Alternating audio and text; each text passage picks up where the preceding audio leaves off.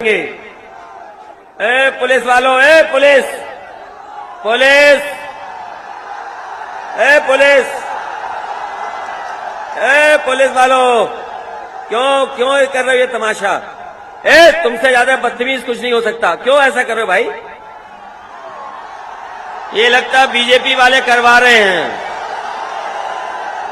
ये बीजेपी वालों ने रेड कार्ड इश्यू किए थे, याद है कि नहीं याद है?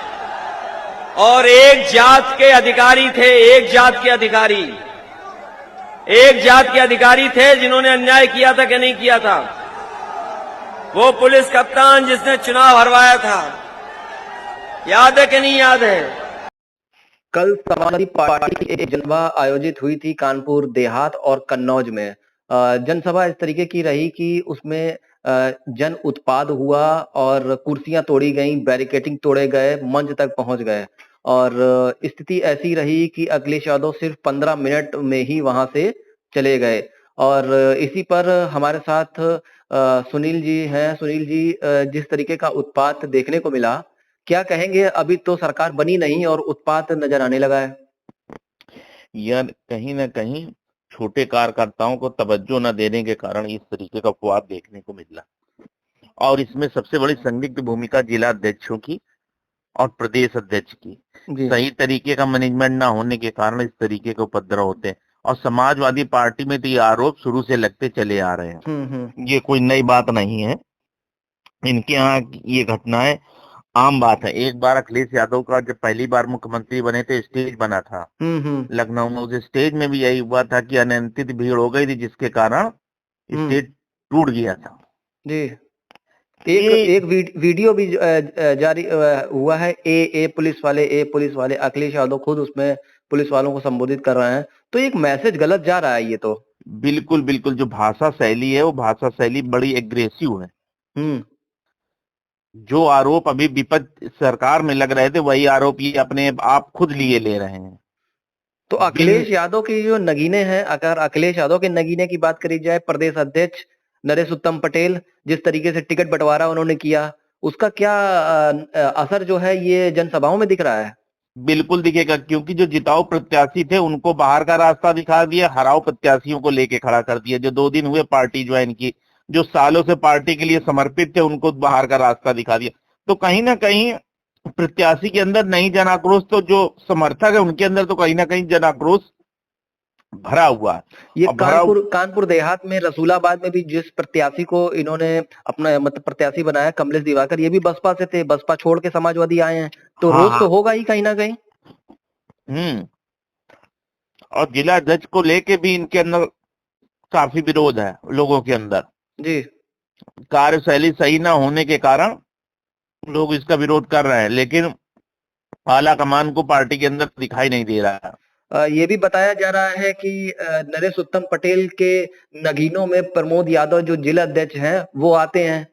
हाँ, प्रमोद यादव है, कानपुर के जिला अध्यक्ष है, क्या राघवेंद्र यादव, ये सब जो यहाँ के आसपास कन्नौज के, ये जितने आसपास के कानपुर परिक्षेत्र में ये सब विवादित जिला अध्यक्ष हैं जितने भी हैं। इन्होंने जो टिकट बंटवारे में भी घालमेल करा है, ये भी सुनने में आ रहा है। बिल्कुल सही। हाँ, तो कहीं ना कहीं हमने इस घटना को पहले एक बार अपने प्रोग्राम में उजागर किया है कि कहीं ना कहीं जातियों का समन्वय सही ना होने के कारण कई सीटों पर जीतते हुए सपा हार जाएगी। तो ये वजह क्या रही कि इतनी भगदड़ मच गई वहां पर और अनुशासनहीनता वहां पर हो गई? लोग अपना नहीं जाने को मिल दिया जा रहा था, इसलिए लोगों ने अपना विरोध प्रकट करने के लिए नया तरीका इजाद किया। और उसी तरीके, इससे पहले भी इसी तरीके का विरोध समाजवादी पार्टी कार्यालय में भी देखने, वहां भी कुर्सियां खूब टूटी थी, इसी तरीके लोगों ने उपद्रव किया था पार्टी कार्यालय के अंदर भी। तो कहीं ना कहीं विरोध तो है, लेकिन वो झलक रहा। अब विरोध ये इसी तरीके के यदि बनी रही सिस्टम, यदि इन्होंने मैनेज नहीं किया तो अभी पूर्वांचल में भी इनको देखने को मिलेगा ये सब। इसमें जब जिला अध्यक्ष से पूछा गया कि वहां पे, तो वो बताया जा रहा कि वहां से वो भाग गए वहां से। हाँ, वो अपनी व्यथा बताने की बजाय वो अपने कार्यों को सही ढंग से निर्वाह न करने में बताया। मीडिया ने जब उनसे पूछा तो उनको लगा कि हमारी बात फजीहत होगी, तो उन्होंने यहाँ से अपने आप को भागने में समझदारी समझी।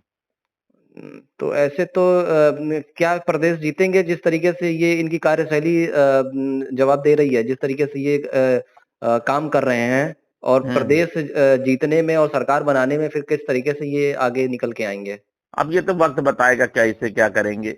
लेकिन यदि इनकी कार्यशैली इसी तरीके, जिन कारणों के कारण सपा 5 साल बाहर रहे, वे कारण अभी से उजागर होने लगे। लोगों के अंदर भी कई जगह था तो लोगों ने कहा भैया उत्पात चालू हो जाएगा, तो लोगों के अंदर कहीं ना कहीं भय भी भरा हुआ है इनके खिलाफ। सुनील जी, कल मैं गया था, मैं आपको भी ये बात बता दूं, एक व्यापारी वर्ग में कई लोग बैठे हुए थे।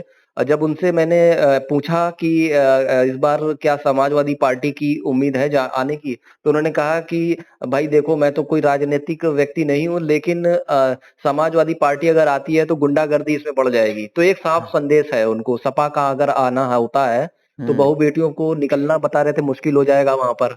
इस तरीके की वो खुद बात कर रहे थे, जो कभी राजनीतिक से जिनका संबंध नहीं है। नहीं, कहीं ना कहीं इनकी छवि इस तरीके की रही है, तभी तो आज पब्लिक बोल रही है सड़कों पर। यदि उन पे सुधार नहीं किया तो आगामी क्या ये कईयों वर्ष के लिए गायब हो जाएंगे। अखिलेश यादव को इन चीजों, बेसिक चीजों पे ध्यान रखना पड़ेगा। यदि इस पे ध्यान नहीं दिया तो ये आने सत्ता से पाते पाते ये दूर चले जाएंगे, और इसका कारण होगा समाजवादी विचारधारा, क्या समाजवादी के उपद्रवी लोग जो अखिलेश को मुख्यमंत्री बनते हुए देखना नहीं चाहते हैं। तो ये चीज नई नई सपा है, नई हवा है, तो क्या अभी भी जो पुराने इनके दगे हुए कारतूस हैं वो अभी तक उनको हटाया क्यों नहीं गया? ये उन्हीं दगे हुए कारतूसों के भरोसे चल रहे, वही दगे कारतूस इनको गिराने का काम कर रहे हैं कहीं ना कहीं से। तो उम्मीद की जा रही है कि आने वाला जो 10 मार्च का जो रिजल्ट होगा, तो इन कारतूसों को किनारे लगाने का काम अखिलेश यादव शायद कर सकते हैं। हाँ, यदि परफॉर्मेंस सही न मिली उनकी, जिस तरीके से उनका रुझान है, यदि अपने जन आक्रोश को दिखा रहे हैं अखिलेश यादव, कहीं ना कहीं उनके अंदर नाराजगी भरी है, तो कहीं ना कहीं ये 10 तारीख को नाराजगी निकलेगी।